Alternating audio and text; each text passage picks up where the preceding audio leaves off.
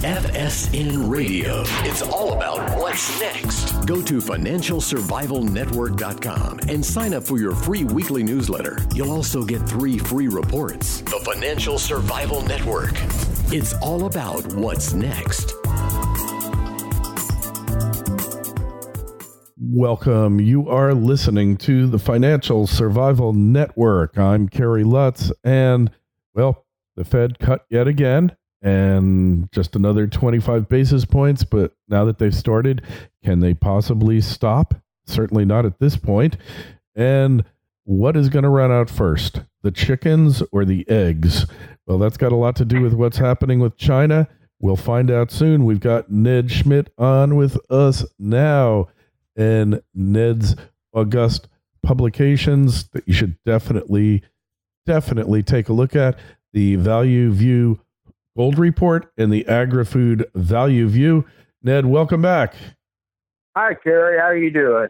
Good. So what's going to run out first, the chickens or the eggs?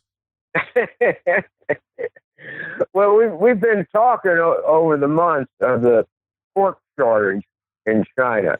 Mm-hmm. And how we've been exporting pork to China literally by the boatloads. Mm-hmm. And the price of pork has got so high to the Chinese consumer that they've finally forced to eat chicken.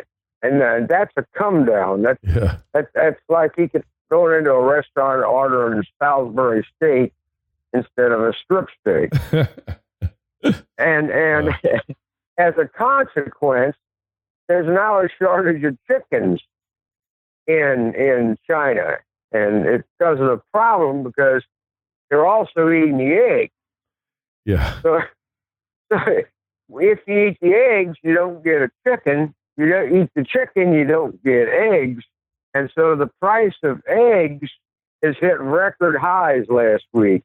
It's also an example of how big China is relative to the United States. In the U.S., we quote eggs by the dozen. In China, they quote them by the metric ton. So a ton of eggs on Friday was $766 U.S. in China. So it's going to provide an opportunity for U.S. farmers if in the agreement that hopefully will get signed this month, it will lift an embargo on U.S. chicken exports to China. About a decade ago, we had an avian flu outbreak, and China banned all U.S. chicken products. Mm-hmm. And they're talking about finally lifting that ban. So that would be good for our U.S. farmers. So if we get this agreement this month to lift some of the tariffs and embargoes on U.S. food products, it's going to help our U.S. farmers a lot. As a consequence, that will help everybody that supplies them. And one of the things that's going on too, Kerry, I know you like your big fat strip steaks. Absolutely. Is that beef prices have a seasonal pattern. They bottom in October and they rise through March. Well, we're already well ahead of last year. So it looks like beef prices in the United States are likely going to go very high in the next 4 or 5 months. That plus, if we get some more opening in China, the largest U.S. beef company is going to benefit, and that's one we've talked about before, JBSAY, the largest U.S. beef company. Mm-hmm. Now, we are finally wrapping up harvest in the United States. Well, we hope to. We got a snowstorm last week. And it's hard to combine. It is really hard to combine corn in the snow. It just doesn't work. But anyhow, in the quarterly reports that came out, one was from a company that people just aren't paying attention to yet. And that's Corteva Agriscience. The symbol is CTVA. And what their reports show is that farmers really like this company's seeds. Corteva produces seeds for corn, the whole host of things, and crop protection, so herbicides, pesticides. farmers really bought their seed. And I think this put the company back on the screens. It is the only U.S. seed company that is publicly traded, which means that if you decide you need to put an ag slot in there in your portfolio next year, it won't only be John Deere, it'll probably be some Cartiva, CTVA. Now, this company is the farmer seed company owned by DuPont. And when Dow and DuPont merged, they spun off the crop company. So I think that's one that investors need to look at. I think that's a stock it's been beat up here. This is the time when you want to look at it because we don't have another planting season till March of next year. So you've got time to look at it and get it in your portfolio. So those are two of them I'm looking at right now, Gary. Interesting. A third one that suddenly come on the screen in October. The stock was flat on its back, and in October they started buying it. PAHC is one of the animal health science companies. They make the drugs for your dog, your cat, your cow, your horse, and your pigs. And the leader has been ZTS, which is grossly overpriced. And what normally happens is when the leader gets overpriced, portfolio managers move to the second stock. Right. And it looks like that's what they're doing now is they're moving to PAHC. So that may be one that investors want to look at. Hey, there's some opportunities, Bill. Your alternative is you go start a pig farm, but many people can't do that. I'll start one in my backyard. The neighbors will love it. Now, Ned, is this going to be impetus to China to come to a trade deal with Trump? Is this going to kind of force their hand into doing it? Because they don't have enough. I think it's one of the things forcing them to go to the first agreement. And one of the things in the first agreement is agricultural products. And so China has to do something about the pork problem and now the chicken problem. Yeah. They are politicians. We keep trying to say they're not politicians, but they are in China too. And so that's one of the issues that's pressing on. And so I think that is one of the things moving the agreement forward. But it's not going to be a big agreement. We got to understand, it's basically a 4-point plan. That's it. But it will include agriculture. And I think that agriculture is of interest because next year, now most people don't think about next year, but portfolio managers are. And we should have a normal crop year, which means these companies are going to do very well. And it's going to be good for a company like ADM and even DG. So there's a lot of opportunities developing right now for investors. Is it going to help the little farmers too, if there are such a thing, if they haven't all been forced out of the business? Well, the farmers are. Did you say a particular kind of farmer? Well, the family farm, the so-called family farm. Well, yeah. A few are left. The family farm as a family farm has continued to die. I mean, a family farm like when I was a kid doesn't exist anymore. Family farms are now corporations and LLCs and probably have as many lawyers as they have truck drivers. Yeah. You can't, between taxes, income taxes, property taxes, and filing with the USDA and crop insurance, there's no such thing as a real little family farmer anymore. he can't do it the way they used to do it. So the idea of like Granny and the kids and everybody goes for harvest time and they're out there cutting the wheat down or the corn or whatever, that you mean to tell me that doesn't exist anymore, Ned? That hasn't existed for 20 years, Gary. Well, where have I been? I thought this was like Well, so but you do have small farms and you have big farms, right? So the small farmer, maybe he's not a family farmer, but he's more of a manager than he used to be because of all the technology, right? You can just send the drone out, plant the corn and all that stuff. I haven't seen a number lately, but the last number I saw was that to make a living as a farmer, you had to farm 1,400 acres at least. Mm-hmm. And I suspect that's now more in the neighborhood of 1,600 to 1,700 acres before you can make a livable wage. Interesting.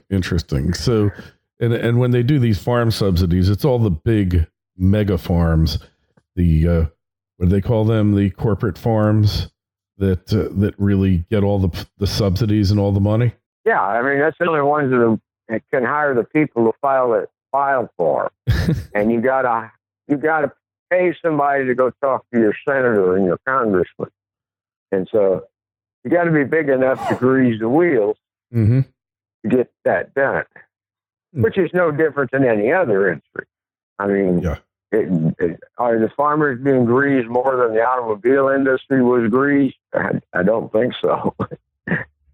Yeah, that's for sure. That is for sure.